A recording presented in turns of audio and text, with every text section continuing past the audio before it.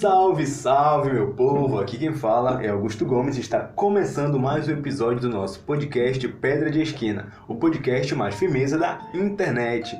No episódio de hoje, vamos falar sobre valorização. Na verdade, vamos falar sobre autovalorização. A gente vai aprofundar mais esse assunto daqui a pouco, os conceitos para a gente poder saber como a gente pode se valorizar. Mas antes disso, eu quero me valorizar este podcast que você está ouvindo, pedindo para você acompanhar o nosso perfil no Instagram, @PedraPodcast. No Instagram, @PedraPodcast. Tá em todos os detalhes dos outros episódios. Esse é o 29º, mas já tem 28 episódios por lá. E cada um deles tem um texto de informação sobre ele. Também tem uma arte muito linda e que me dá muito trabalho de fazer, que é a ideia visual é toda feita em pixel art, então desenho digital que eu mesmo faço, então vá lá valorizar. E também por lá você pode sugerir temas, fazer comentários sobre os episódios, então pode comentar na arte do episódio alguma coisa que você está ouvindo sobre esse episódio e também pode pelo direct, se preferir, mandar sugestão de pauta, de tema, de mudanças, enfim, pode comentar, ajuda a gente a fazer esse trabalho, participa. É importante pra gente ter esse retorno de vocês. Então bora lá, sem mais delongas, falar sobre o episódio de hoje. Te valoriza, porcaria. Primeiro, na verdade, vai ser também um desabafo. Eu vou contar sobre várias histórias porque não é tão simples assim. Não adianta eu falar que, eu me amo, eu me aceito, porque na verdade esse é um desafio que acho que muitos de nós precisamos trabalhar na nossa vida. Poucas pessoas, eu acredito, que têm isso como algo resolvido. Mas é sempre bom a gente entender os nossos potenciais e valorizar quem a gente é.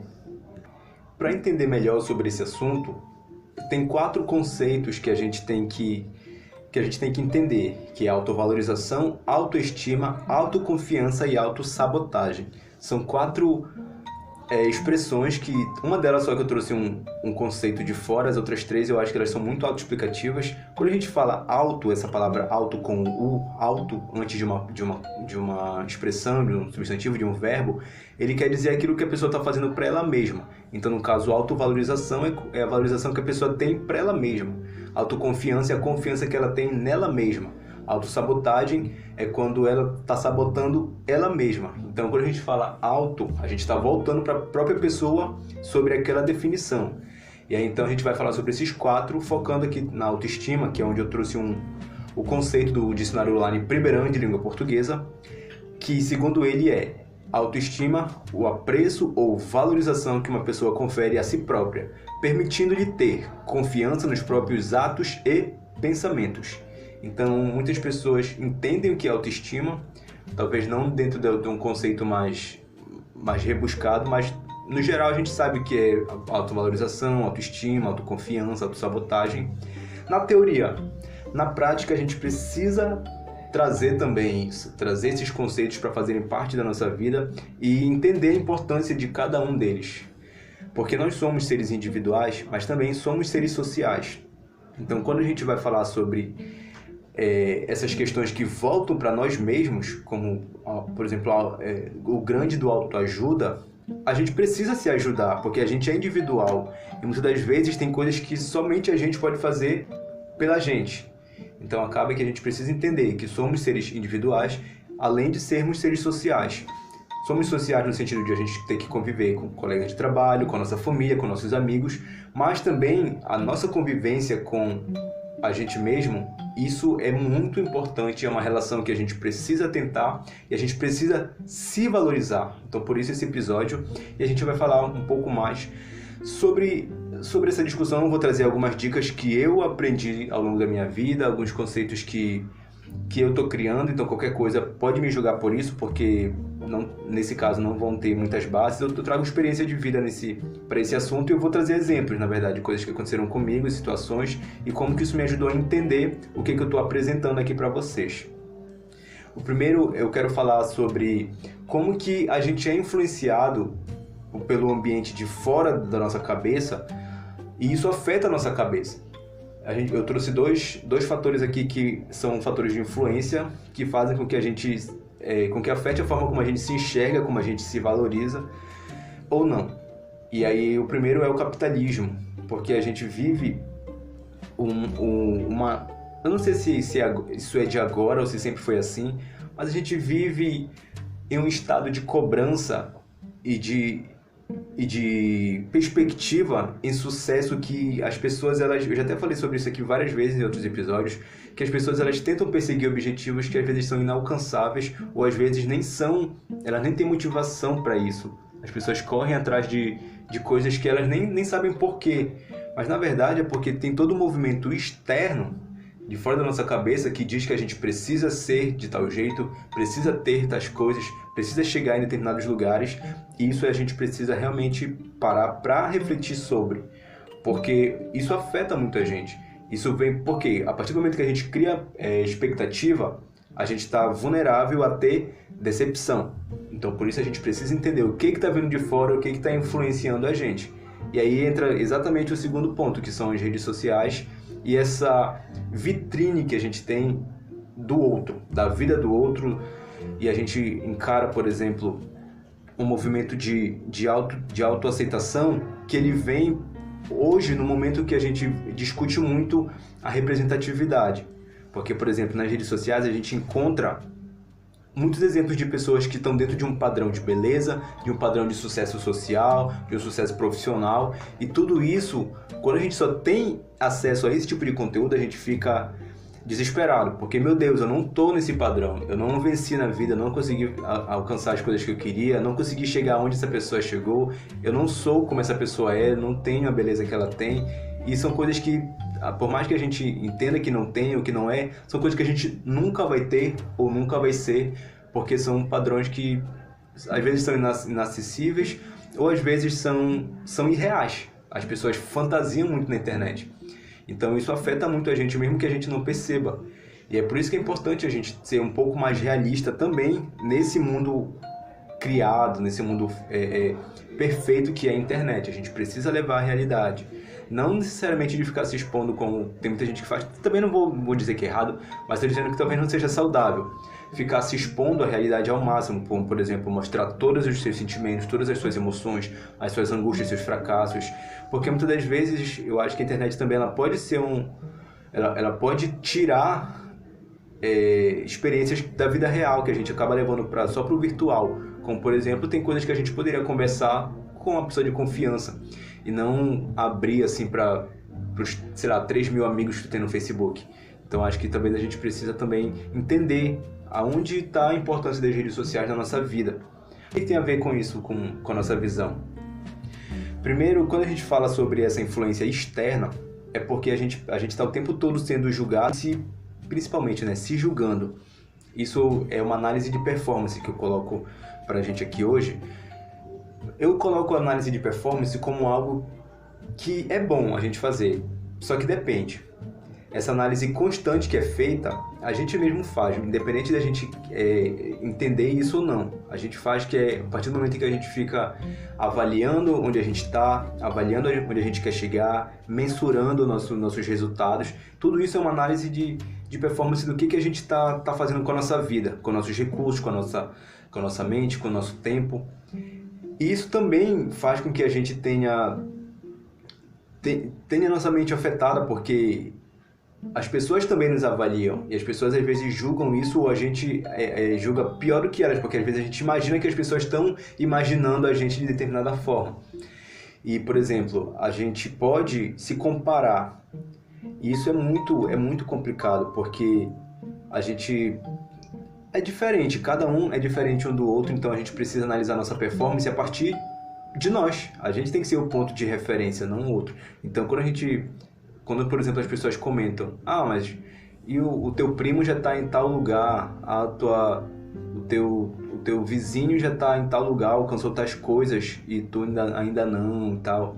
Às vezes a pessoa coloca isso achando que vai ser um incentivo, mas muitas das vezes são lugares, como eu falei, são lugares que tu não quer acessar, são coisas que tu não quer para tua vida, mas as pessoas colocam aquilo como meta, porque a gente tem que estar o tempo todo comparando e tem que estar equilibrado com o sucesso do outro.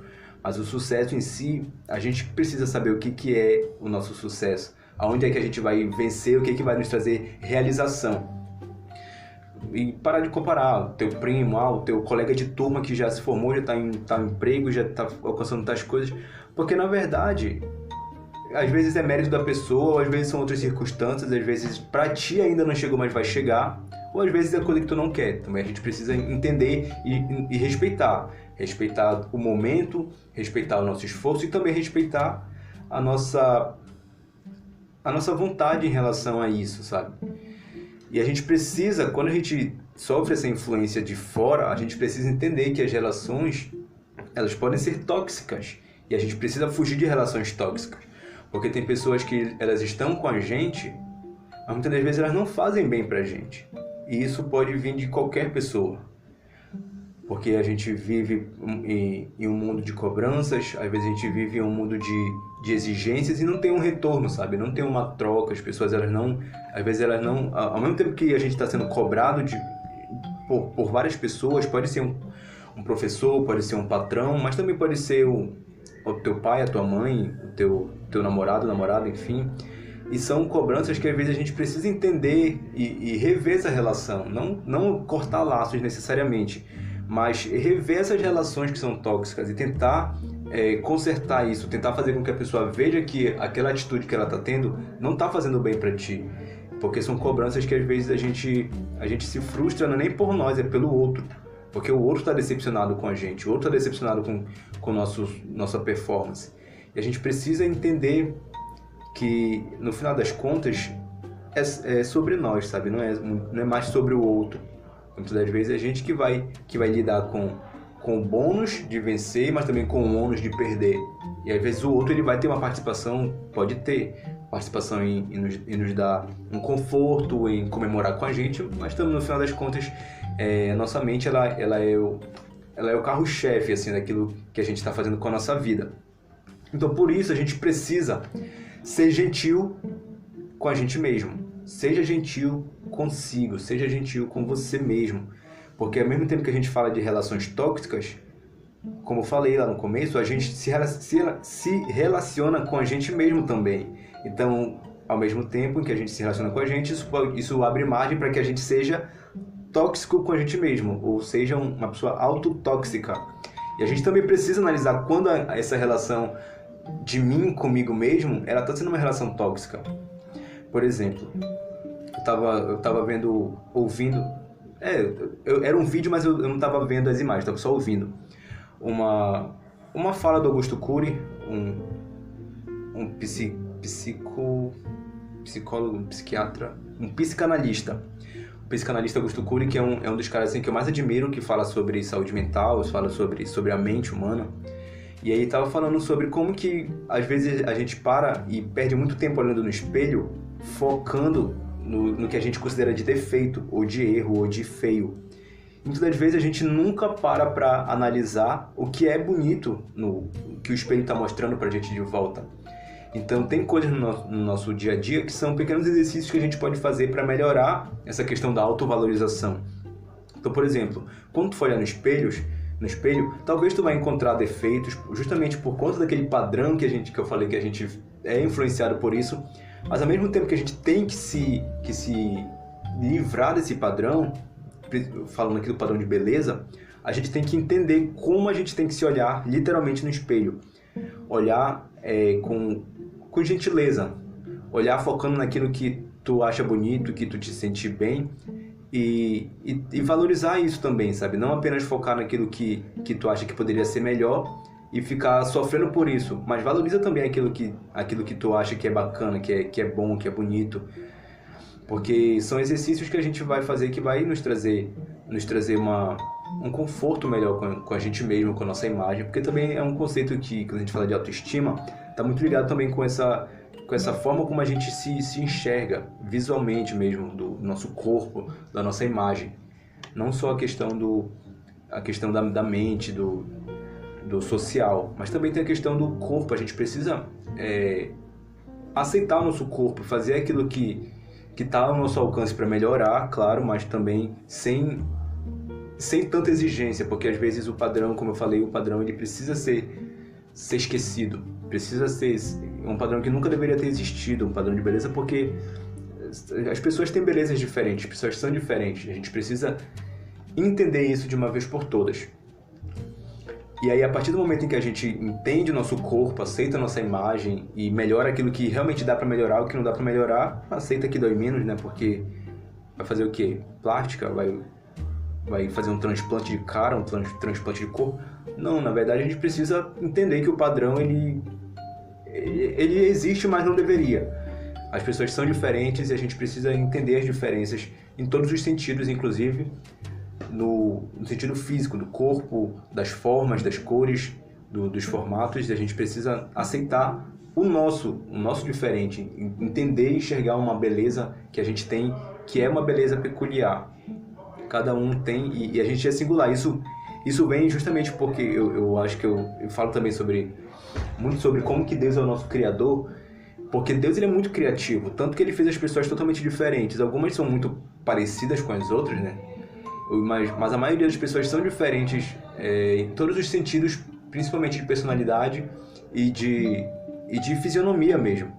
Isso vem, não é porque teve falhas na hora de fazer uma pessoa, ou sei lá, o molde quebrou, o pincel estava sujo, não. Isso acontece porque o artista ele é criativo, então ele teve esse portfólio de texturas, de cores, de formatos, de tamanhos para fazer as pessoas diferentes. Então, glória a ele pelo trabalho. E aí a gente precisa também, além do corpo, a gente precisa entender quais são os nossos pontos fortes. Isso aqui falando sobre habilidades, talentos, vantagens. E a partir disso, valorizar isso também. Mesmo que as pessoas não reconheçam, valoriza aquilo que tu tem de forte, sabe? E tenta melhorar aquilo que dá para ser melhorado, aquilo que tu tem, por exemplo, de fragilidade, dá para ser melhorado. Mas aquilo que tu tem de ponto forte, reconhece, porque todos temos ponto forte, todos temos habilidades, talentos, vantagens assim, em relação aos outros, e isso tudo a gente precisa entender, porque a partir do momento que a gente entende que é isso, a gente passa a se ver melhor, passa a se ver com mais potencial para determinadas situações. A gente precisa ter isso em mente, ter muito claro isso. Não, eu sou capaz, eu tenho habilidades, algumas são natas mesmo, a gente nasce com isso, a gente tem essa facilidade, mas outras a gente precisa também reconhecer o esforço que a gente teve para alcançar a tal habilidade técnica, tal talento, para aperfeiçoar aquilo que a gente já tinha, mas a gente teve um esforço, por exemplo, para alcançar tal título, para alcançar tal estado do corpo, né? Sei lá, eu malho para ter o corpo que eu tenho, eu estudei para ter o conhecimento que eu tenho, então a gente precisa reconhecer isso. Entender também que as falhas, elas são para correção e não para martírio, porque muitas das vezes as pessoas se julgam muito nesse sentido, se cobram muito, e quando falham, as pessoas não têm piedade de si para avaliar essa derrota. Então a gente precisa também entender que não somos perfeitos, a gente nunca vai acertar sempre. A gente também vai ter momentos em que a gente pode errar, ou acertar de forma como a gente não gostaria, sei lá, a gente talvez não deu o nosso melhor, ou talvez o nosso melhor não seja o suficiente para alcançar aquilo que a gente está querendo fazer. E a gente precisa entender, sabe, se perdoar, porque as falhas elas vão vir. A gente está falando de ser humano, o ser humano ele é limitado, a gente tem limitações de tempo, de espaço, de energia, de dinheiro, todos os recursos são limitados de alguma forma. Para alguns, uns são mais, para outros são menos. Então, por exemplo, ao mesmo tempo que eu consigo fazer tal coisa, a gente precisa entender como que a partir do momento em que eu não consegui fazer, é um exercício de, não consegui, bora continuar trabalhando que talvez eu consiga mais lá na frente. O que falta para eu conseguir? Falta isso, então bora correr atrás disso. Por exemplo, em relação às falhas, eu tenho uma situação que aconteceu comigo, que é uma situação que se arrastou assim na minha vida. Acho que eu tinha 20 anos quando isso aconteceu, e aí eu tava treinando, era um treino de jiu-jitsu no sábado. É uma situação que eu acho interessante, que é uma coisa que me marcou realmente, que fala sobre falha, né? A gente estava treinando e aí acabou a água do garrafão do bebedouro. E o meu mestre na época, ele pediu para eu substituir o garrafão. Só que a gente estava treinando, né? Então estava cansado e estava suado. E quando eu carreguei o garrafão para colocar no bebedouro, ele caiu dos meus braços e explodiu o garrafão. Tanto que foi água pela parede até o teto, que acho que são 20 litros, né, esses garrafões de bebedouro. E foi água por todo o chão e foi para baixo do tatame. A gente teve que parar o treino, além do prejuízo de ter perdido a água, ter quebrado o garrafão. Teve que parar o treino, desmontar as peças de tatame, limpar todo o chão. E foi assim um caos. E a partir daquilo eu fiquei assim me sentindo, sei lá, me sentindo muito mal por conta disso. E eu imaginei, nunca mais eu vou tentar colocar um garrafão no bebedouro. E eu pensei, meu mestre nunca mais vai confiar isso pra mim, porque era o natural, sei lá, na minha cabeça. Evitar, já que eu não consegui, então pronto, é uma tarefa que eu não vou conseguir. Mas pelo contrário, ao invés de ele nunca mais deixar eu fazer aquela função, ele sempre me pedia para fazer aquela função. Então eu fiquei com um pouco de trauma, de receio assim, de repetir e falhar de novo, mas ao mesmo tempo nunca mais aconteceu a falha e eu sempre fazia essa substituição do garrafão. E eu fiquei pensando, acho que tem umas 2, 3 semanas, tem umas 2 semanas. Agora eu tô treinando em outro lugar, em uma outra fase, sou uma outra pessoa, né? E aí eu tava lá no treino e aí acabou a água do bebedouro também. E aí o meu outro mestre, ele pediu para eu trocar o garrafão. E aí na mesma hora eu voltei no tempo, assim, para aquele momento, para aquela situação. E eu fiquei com aquela mesma sensação de apreensão. E quando eu consegui trocar o garrafão sem estragos, eu até comentei com um brother lá de treino que estava comigo, eu contei essa história para ele. Porque é algo que realmente me marcou e é não apenas por eu ter falhado e ter sido um caos, mas pela forma como o meu mestre encarou aquilo. E ele ter reconhecido a minha falha, mas ao mesmo tempo ele não ter desistido de mim para aquela função. E às vezes a gente tem que ter essa mesma mentalidade, sabe? A gente, quando falha em determinada situação, a gente não tem que simplesmente desistir de nós. A gente tem que buscar aperfeiçoar o que faltou pra gente acertar. O que foi que faltou? Faltou, sei lá, enxugar o suor do meu braço para ter aderência no garrafão.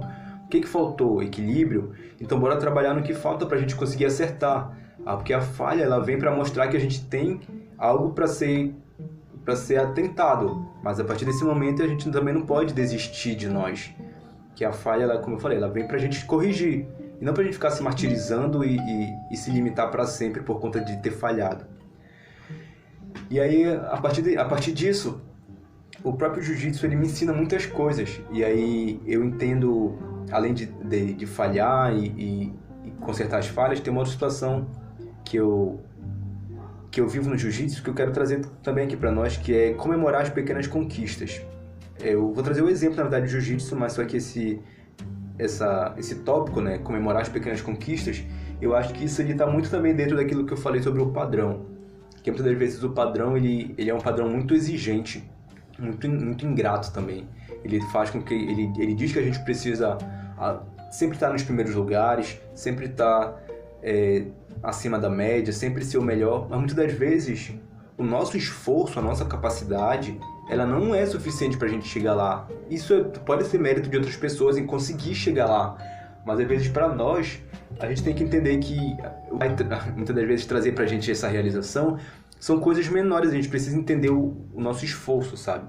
Então, por exemplo, no jiu-jitsu, eu tenho uma situação que eu não tenho vergonha de falar sobre isso, porque eu reconheço que era mérito das outras pessoas e reconheço o meu estado de limitação. Eu disputei vários campeonatos quando eu era faixa branca, que eu treinava naquela época, e eu nunca ganhei uma luta num campeonato. E por que eu continuava lutando? Porque eu não lutava só para ganhar, eu lutava porque eu era atleta para... Enfim, eu treinava e como tinha aquele evento e a nossa equipe participava, a gente tinha, graças a Deus, assim, os patrocínios do projeto social lá, que a gente conseguia inscrição para os atletas, então eu ia. Mas eu eu sabia da minha capacidade, eu sabia das minhas limitações, eu sabia também do potencial das outras pessoas e dos esforços que elas tinham para alcançar aquilo. Talvez não fosse o mesmo do meu e realmente talvez não era mesmo. E aí, o que acontece? Existe uma coisa no jiu-jitsu chamada finalização e outra chamada pontuação. Porque numa luta, determinado golpe, determinada posição, ela tem um ponto. Mas também, se tu conseguir finalizar a pessoa, fazer ela desistir da luta, que é dar 3 tapinhas, que é um sinal de desistência, aquilo é uma finalização. Então, nas primeiras lutas, eu sempre era finalizado. Caía em algum golpe que eu não conseguia sair e eu era finalizado.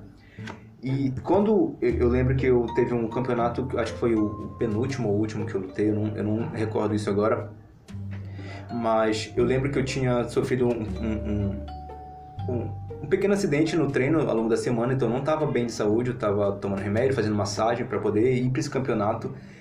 E foi um campeonato que eu estava muito cauteloso, eu até pensei várias vezes em não lutar ele, porque eu realmente estava me recuperando desse acidente que eu tive na minha costa lá num treino. Mas foi o primeiro campeonato que eu não fui finalizado, que eu perdi por pontos. E não foi muitos pontos, acho que foram dois pontos de diferença. E eu fiquei muito feliz, mesmo tendo perdido a luta. Porque foi um avanço, foi uma pequena conquista. Eu não fui finalizado, eu perdi por ponto. E no dia a dia, no próprio treino, eu trago essa mentalidade de comemorar as pequenas conquistas. Porque, por exemplo, numa luta de treino, talvez eu não consiga finalizar uma pessoa, mas se eu conseguir, por exemplo, alcançar uma posição de superioridade diante de uma pessoa que é forte, que é mais graduada do que eu, que é outra faixa acima de mim, isso para mim tem muita importância. Tem muita importância, porque são pequenas coisas que eu não conseguia, que agora eu conquistei, sabe? Então, a gente precisa valorizar isso e comemorar isso. Então, tem pessoas que, por exemplo, têm uma luta muito mais técnica. E então, por exemplo, a pessoa acaba que tu não consegue trabalhar muito, não consegue tentar chegar numa posição de superioridade na luta com essa pessoa. Se em algum momento tu conseguir, aquilo é uma situação para tu comemorar. Então eu trago muito isso do jiu-jitsu, que é uma coisa que eu aprendi, que eu absorvi e eu trago pro meu dia a dia. Mas não só pro jiu-jitsu, mas também para outras coisas, como eu falei, né? A gente precisa reconhecer o nosso esforço, precisa reconhecer nossas pequenas lutas do dia a dia. Por exemplo, uma nota de uma prova, alcançar uma nota de uma música, conseguir, sei lá, são coisas assim, do dia a dia, sabe? Conseguir acordar cedo, conseguir cumprir a tua agenda que tu terminou para aquele dia, são pequenas coisas que a gente precisa comemorar. Assim como a gente precisa analisar a falha para corrigir elas e não para ficar se martirizando, quando a gente acertar, a gente também tem que se dar os parabéns. Isso faz muito parte dessa valorização que a gente precisa ter para nós mesmos. Porque o outro ele já é muito cruel, na maioria das vezes. As pessoas elas só conseguem ver quando a gente acerta e tá lá para aplaudir, para parabenizar. Mas quando a gente erra, às vezes as pessoas elas também não têm esse mesmo empenho, sabe, em te aconselhar, em te ajudar a melhorar, em te mostrar caminhos alternativos. Então a gente precisa ser esses dois lados.